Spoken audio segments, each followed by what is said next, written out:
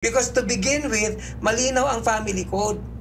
Kung susuportahan ko yung anak namin sa kabit ko, kinakailangan unahin ko muna yung pangangailangan ng mga legitimate children ko.